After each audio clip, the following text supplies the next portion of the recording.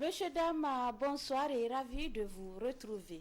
La Cour de la CEDEAO est attendue le 30 novembre prochain pour la délibération sur la plainte de Mohamed Bazoum contre l'État du Niger et le 21 novembre prochain pour la suite du procès de l'État du Niger contre les conférences des chefs d'État de l'affaire des sanctions infligées contre notre pays. Le commentaire a signé Balima Bourema. Ce lundi, à la Cour de justice de la Communauté économique des États de l'Afrique de l'Ouest CEDEAO, le Niger est face à l'histoire avec deux procès, dont un intenté contre l'État du Niger par le président Déchu Mohamed Bazoum et l'autre contre la CEDEAO et les présidents des pays membres par le Niger. Le 20 septembre dernier, l'ancien président, par le truchement de ses avocats, avait déposé une plainte auprès de la Cour communautaire pour arrestation et violation de la liberté d'aller et venir. Mohamed Bazoum, sa femme à 10 ans et son fils Salem sont gardés au niveau de la présidence depuis le coup d'État du 26 juillet 2023. Par cette plainte, Bazoum Mohamed veut que l'ordre constitutionnel soit rétabli, donc son retour à la présidence.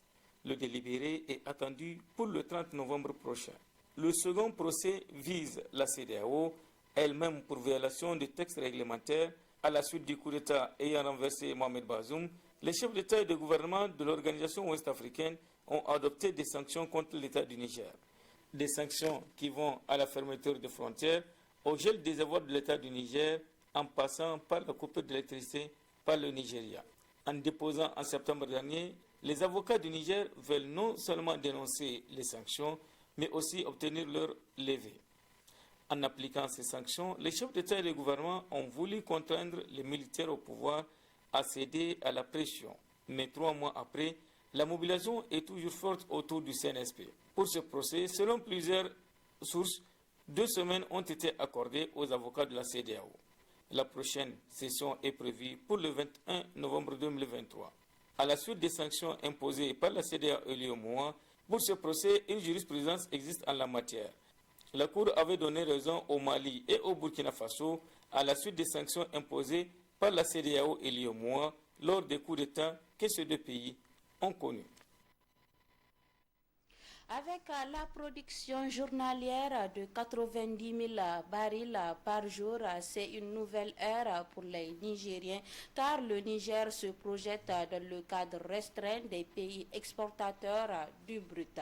Le Burkina Faso et le Mali sont désormais des partenaires durables pour une bonne collaboration des 3 pays qui sont à la recherche de leur souveraineté. Retrouvons une fois de plus Balima Bourema pour le commentaire. Le Niger va commercialiser dans quelques mois ses premiers barils de brut avec la mise en service du pipeline export Niger-Bénin d'une longueur de 1982 km, dont 682 en territoire béninois. La cérémonie de Koulélé dans le département de Ngourti le 1er novembre dernier marque aussi la production de 90 000 barils, passant ainsi la production journalière de 20 000 à 110 000 barils. Une manne qui, pour y arriver, le Niger a investi plus de 3 000 milliards de francs CFA, selon le ministre de l'Énergie et du Pétrole, Mohamed Moustapha Barkebako. La mise en service du pipeline export va favoriser davantage les investissements dans le secteur en attirant plus de nouveaux partenaires. C'est un véritable accélérateur pour le développement de notre secteur pétrolier. Conscient de la place qu'occupera désormais notre pays dans le secteur pétrolier et du rôle que jouera le pétrole dans le développement économique et social du Niger, le chef de l'État entend prendre toutes les dispositions nécessaires pour que les Nigériens, dans leur ensemble, puissent profiter des bienfaits générés par la production pétrolière. Parmi ces nouveaux partenaires, il y a bien sûr la République du Bénin. Sur le port de Sémé ont été érigés les terminaux pour l'évacuation du brut nigérien vers l'extérieur. Selon les estimations, sur chaque baril, le Bénin va percevoir 0,5 $, soit 45 000 $ par jour, en plus des milliers d'emplois créés. Et pourtant, à la cérémonie de lancement du pipeline, le Bénin n'est pas représenté. Contexte sociopolitique oblige. Le Bénin fait partie des pays qui appliquent la sanction de la CEDEAO. Qu'à cela ne tienne, les pays amis du Niger ont été représentés au niveau diplomatique et même ministériel. Nous avons déjà parlé avec le ministre en charge donc, du pétrole du Niger pour voir dans quelle mesure le Burkina Faso pourrait donc disposer donc, de ce pétrole brut. Et effectivement, nous avons eu une oreille attentive, un retour positif. Il reste les questions de volume à mettre à notre disposition et les questions de périodicité à régler. Et nous allons nous atteler pour que ces initiatives puissent aboutir aussi bien pour le bonheur donc, du peuple burkinabé que nigérien. Nous ne pouvons que nous en féliciter parce que nous sommes aussi, le Mali aussi bien que le Burkina, nous sommes un pays continental. On n'a pas de débouchés sur la mer, etc. Donc ça, ce lancement aujourd'hui, nous sommes les premiers bénéficiaires. Nous serons les premiers clients aussi, Inch'Allah. La question que tout le monde se pose reste celle de la vente avec les sanctions de la communauté économique des États de l'Afrique de l'Ouest, CEDEAO. Autre aspect de ce journal, la salle de réunion du centre Mahatma Gandhi de Niamey a servi de cadre ce matin à la réception de plusieurs dons de la part des Nigériens vivant au pays et la diaspora qui ne cessent de montrer leur générosité. Le Fonds de solidarité pour la sauvegarde de la patrie a salué l'esprit patriotisme qui anime les Nigériens. Les explications de Aïchatou Mahamadou et Abdoulaye Seydou. Pour la mobilisation des ressources de financement des appuis au renforcement de capacités des forces de défense et de sécurité engagées dans la lutte contre le terrorisme, le Fonds de solidarité pour la sauvegarde de la patrie continue d'enregistrer des contributions des Nigériens vivant au pays et à l'extérieur. Et au nom de tout le peuple nigérien, nous exprimons nos sincères remerciements et notre profonde gratitude à toutes ces contributions qui viennent renforcer le Fonds de solidarité pour la sauvegarde de la patrie. La réception de ces dons a permis à Mme Braraketo Moussa Jarmakoy de manifester sa reconnaissance aux Nigériens pour leur sens de patriotisme montré à travers des sensibilisations et contributions pour alimenter le fonds. C'est des milliers de personnes qui ont été mobilisées, qui ont participé à la présentation des objectifs du Fonds de solidarité et nous sommes en train d'observer la mobilisation des différents quartiers. Aujourd'hui, nous sommes avec Goudel et nous sommes avec Koubia. Donc, au nom du comité de gestion, je profite aussi pour vous remercier très sincèrement. En ce lundi 6 novembre 2023, nombreux sont ces Nigériens qui se sont manifestés à l'exemple des associations, les représentants des Nigériens de la diaspora du Burkina Faso, de la Côte d'Ivoire, des ressortissants de Karma et Flengue, du village de Goudal, le quartier Koubia, ainsi que de groupes d'enfants qui n'ont pas manqué de lancer un appel CEDEAO. Nous, enfants du Niger, nous demandons à la CEDEAO de lever toutes les sanctions contre le peuple nigérien. Les activités du Hajj 2024 ont débuté samedi dernier avec le lancement des inscriptions des pèlerins dans le système COHO. Le processus suit son cours normal selon les responsables des agences plutôt rencontrées ce matin par une de nos équipes. Les explications avec Suleiman Ousmane et Mahamadou Diori. Les inscriptions dans le système de gestion automatisé du Hajj et de la Umrah Gao lancé le samedi dernier se poursuivent dans les agences en charge du Hajj et de la Umrah. Dans les agences, cet exercice demande beaucoup de concentration et apprécié à sa juste valeur par les acteurs. C'est vers après avril que les gens commencent à s'inscrire, mais aujourd'hui, on demande aux gens de s'inscrire à 4 mois d'avance, avant Ramadan. Donc, je crois bien que tout le monde a compris qu'il y a eu changement. Cet changement est venu de l'Arabie Saoudite, vu leur calendrier de l'organisation du Hajj et vu les différentes difficultés qu'on est en train de rencontrer à chaque organisation. Pour les opérations d'inscription qui ont débuté le samedi passé à 9h, tout s'est très bien passé. Et Dieu merci, par la grâce de Dieu, les inscriptions sont en cours. Actuellement, les agences sont en train de s'inscrire et disons d'inscrire leurs pèlerins sur le système là-haut, le système de gestion des pèlerins.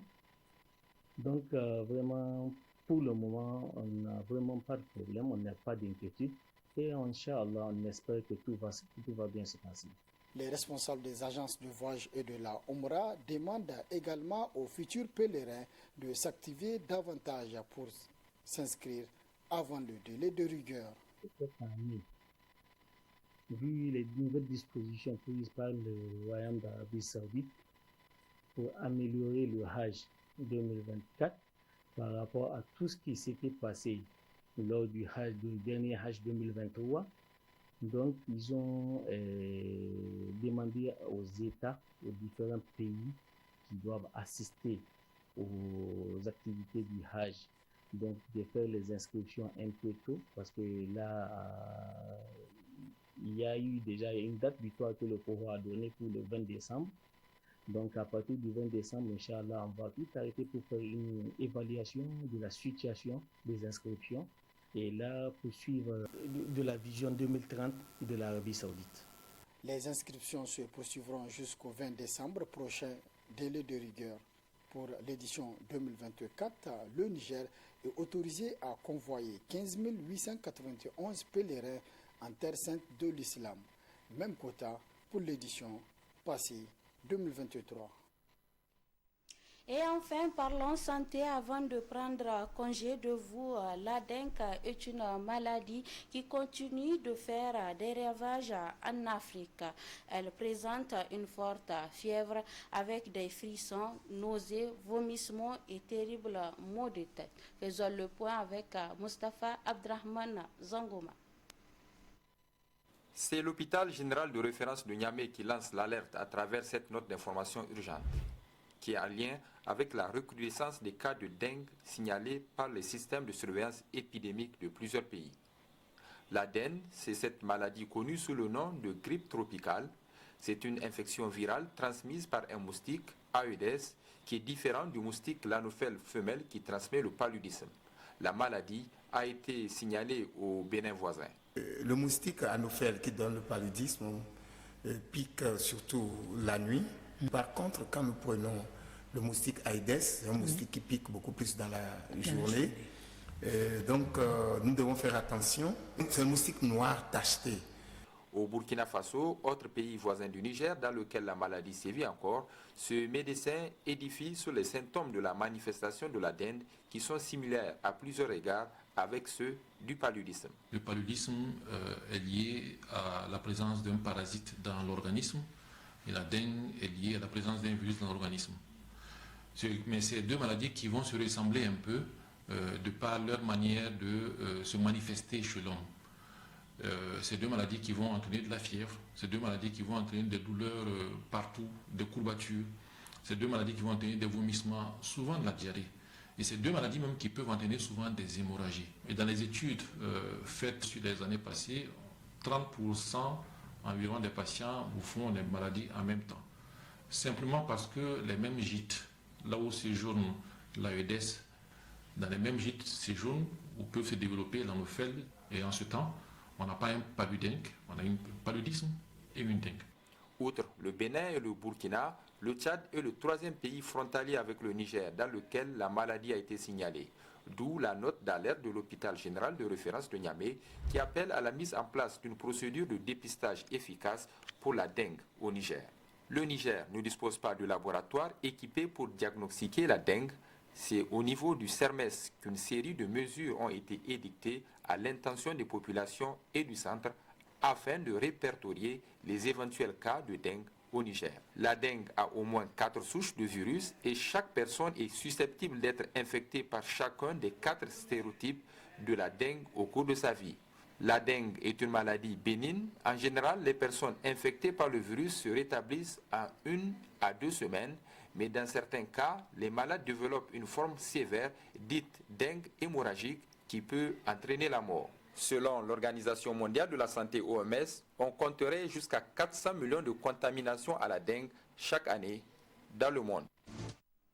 Voilà, c'est la fin de votre édition d'information sur la télévision Bonferré. Merci de nous rester fidèles.